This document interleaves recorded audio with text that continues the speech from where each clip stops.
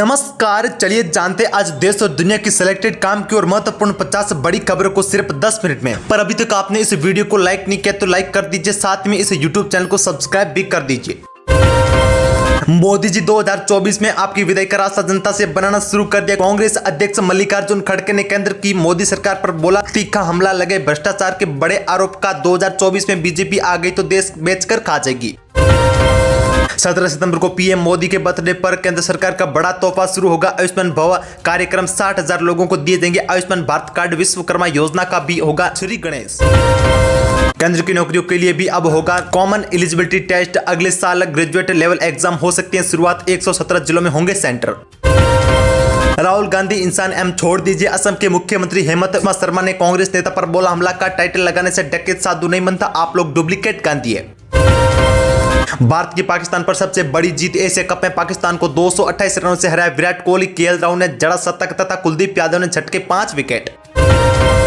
सड़क निर्माता एजेंसियों को सीएम योगी की 2 टूक बोली, नई सड़क खराब हुई तो ठेकेदार ही बनाएगा दोबारा, हर सड़क की 5 साल की होती है गारंटी। रामलीला की प्राण प्रतिष्ठा के दिन पूरी दुनिया में मारेगा मठ मंदिर और घर घर होंगे अनुष्ठान। दिल्ली में इस बार दिवाली पर नहीं सुनाई देंगे पटाखों के शोर। केजरीवाल सरकार ने बिक्री और जलाने पर लगाया बैन। बीजेपी और जेडीएस को 2024 में एक साथ लड़ेंगे चुनाव। लोकसभा चुनाव पूर्व पीएम देवगौड़ा का बयान का पार्टी का अस्तित्व बचाने के लिए लिया फैसला। कांग्रेस की महासचिव प्रियंका गांधी आज जाएंगी हिमाचल। कुल्लू समेत 3 जिलों में बाढ़ प्रतिवादियों से मिलेगी। रिसीव करने के लिए पहुंचे सीएम सुक्कू। सनातन धर्म पर बयान के बाद तमिलनाडु सीएम के बेटे उदयनिधि स्टालिन ने अब बीजेपी को बताया जहरीले सांप का इसे देश से बाहर फेंकने की जरूरत। लोकतांत्रिक व्यवस्था में तानाशाही रवैया ठीक नहीं, केंद्रीय जांच एजेंसियों को निष्पक्षता से करना चाहिए काम। राजस्थान के सीएम अशोक गहलोत ने पीएम मोदी पर बोला हमला। बॉक्स ऑफिस पर जवान की कमाई से मचा हाहाकार। 400 करोड़ से कलम को छूने के लिए तैयार हुई शाहरुख खान की फिल्म। मुसलमानों के लिए कल्याण के लिए कांग्रेस से ज्यादा काम कर रही है भाजपा। असम के सीएम हेमंत बिस्वा का बड़ा बयान। पशु चिकित्सा की तरफ भारत सरकार की बड़ी पहल। एम्स की तरह ही दिल्ली में होगा भारतीय पशु चिकित्सा विज्ञान संस्थान। लालू प्रसाद यादव ने पत्नी राबड़ी देवी के साथ देवघर में बाबा बैजनाथ मंदिर में की पूजा अर्चना। कहीं पत्थर तो कहीं जलाए गए टायर। आंध्र प्रदेश के पूर्व मुख्यमंत्री चंद्रबाबू नायडू की गिरफ्तारी में विरोध में प्रदर्शन जारी। दुनिया के दिग्गजों के साथ हंसी मजाक और सेल्फी। प्रधानमंत्री नरेंद्र मोदी ने साझा की G20 की चुनिंदा तस्वीरें। कांग्रेस ने मोदी सरकार के खिलाफ लगाए भ्रष्टाचार के आरोप। कांग्रेस नेता पवन खेड़ा ने कहा जम्मू कश्मीर हुआ 13,000 का ऋण घोटाला। एशिया कप 2023 में साई बनाम कोहली का मैच हुआ, होगा मुख्य मुकाबला। विराट के लोगों को काफी उम्मीद है। पूर्व भारतीय क्रिकेट मोहम्मद कैफ का बड़ा बयान। एक देश एक चुनाव अभियान, 5 राज्यों में चुनाव टालने का जरिया। वकील प्रशांत भूषण का बड़ा दावा। धान खरीद में बायोमेट्रिक सिस्टम की अनिवार्यता पर रोक के लिए छत्तीसगढ़ सरकार ने केंद्र को लिखा पत्र। किसानों को धान बेचने आने वाली परेशानियों का दिया हवाला। मोरक्को में भूकंप से मरने वालों का आंकड़ा नहीं ले रहा है विराम। अब तक मृतकों की संख्या हुई है 2100 के पार। अंतरिक्ष में सुपर पावर बनेगा भारत। 2030 तक स्पेस स्टेशन लॉन्च करेगा इसरो।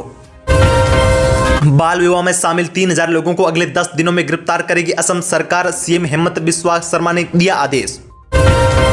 शायद हमने सरकार को इरिटेट कर दिया है। इंडिया बीएम भारत विवाद पर कांग्रेस नेता राहुल गांधी का केंद्र पर तंज। कांग्रेस अध्यक्ष मल्लिकार्जुन खड़गे ने केंद्र सरकार पर तंज कसते हुए कहा कि G20 की बैठक खत्म होगी, सरकार को अब घरेलू मुद्दों पर अपना ध्यान आकर्षित करना चाहिए। भारत और ब्रिटेन के संबंधों को बढ़ावा देगा FTA, दोनों पक्षों ने जल्द शुरू करने पर दिया जोर।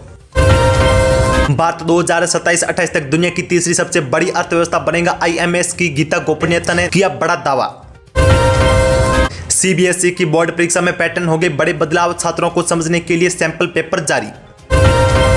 सबका साथ सबका विकास की भारत की सोच के कारण इकोनॉमिक कॉरिडोर सबको स्वीकारते। केंद्रीय मंत्री अश्विन वैष्णव का बड़ा बयान। भाजपा राजस्थान को बदनाम कर रही, मध्य प्रदेश में आरोप। यहां से अधिक कांग्रेस सांसद गौरव गोगोई ने दिखाया आईना।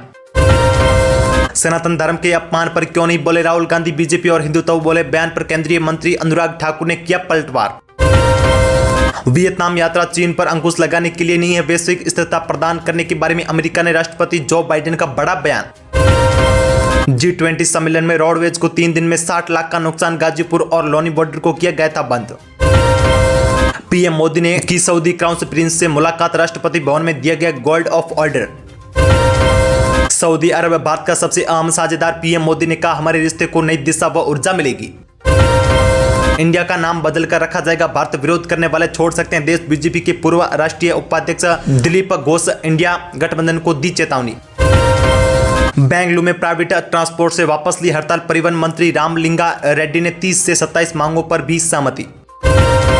Olympic gold medalist Neeraj Chopra ने G20 में सफल आयोजन के लिए पीएम मोदी को दी बधाई। डीएम ने इस सरकार के मंदिरों की 5,000 करोड़ रुपए की संपत्ति वापस हासिल की, तमिलनाडु के मुख्यमंत्री एमके स्टालिन का बड़ा दावा।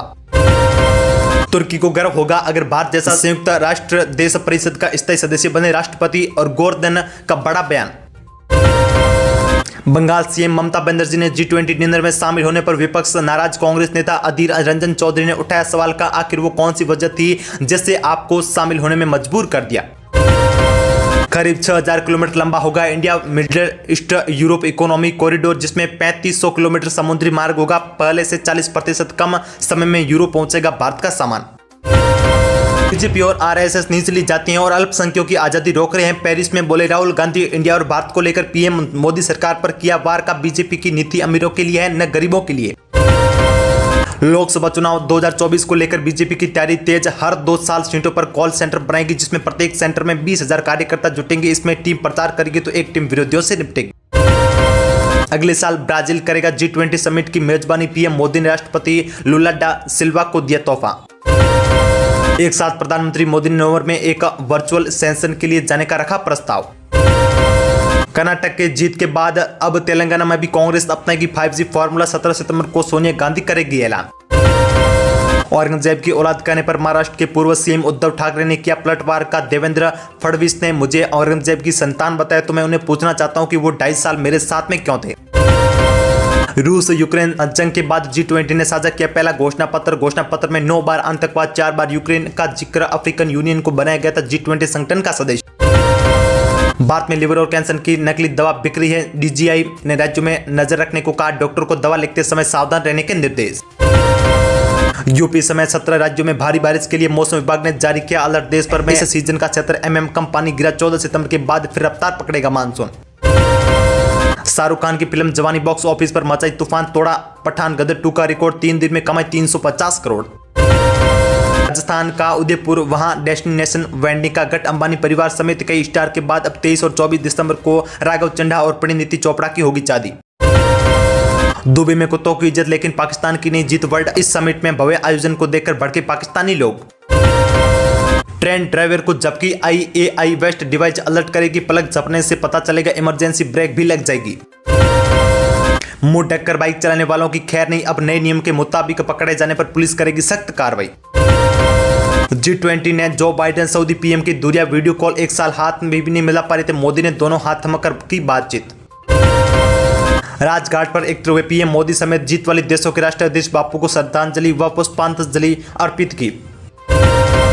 दिल्ली NCR में हुई बारिश में भारत मंडप में पानी भरने का वीडियो शेयर कर कांग्रेस ने मोदी सरकार पर कसा तंज का, बीजेपी का विकास तो हो रहा है। आदित्य L1 ने बढ़ाया सूर्य की ओर एक और कदम, तीसरी बार बदली कक्षा। हर जगह भारत का इस्तेमाल कर रहे हैं पीएम मोदी, पुष्पांजलि पर नजर आया देश का नाम, तस्वीर आई सामने।